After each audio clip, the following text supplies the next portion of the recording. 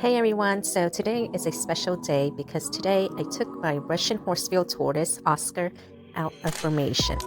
So I got Oscar last summer and it's the first time that I ever burmated a tortoise.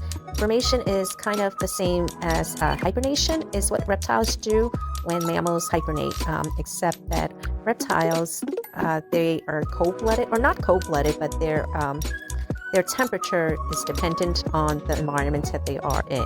So they don't hibernate in the true sense, but what they do is burmate. So Oscar, he was in a planting pot, this humongous planter that I have, and he was in about 2.5 feet of soil, and he was in my garage. So there was a lot of articles and videos on how to burmate a tortoise and all that other stuff, and I didn't really follow any of the directions. I did it my own way, just from common sense and just from reading up on it, and I'm glad I did because obviously Oscar is alive and very healthy. I didn't film taking him out, just for the fact that I wasn't sure if he was alive or dead, and it wasn't something that I wanted to film.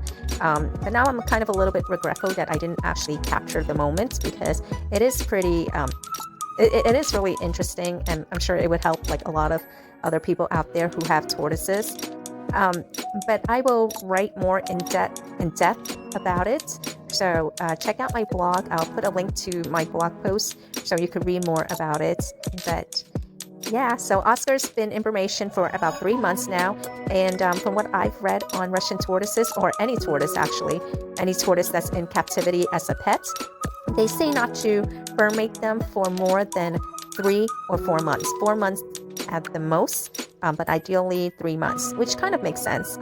So even though it's only the second week of February, I still took him out because we've had a really mild winter. It's like crazy weather.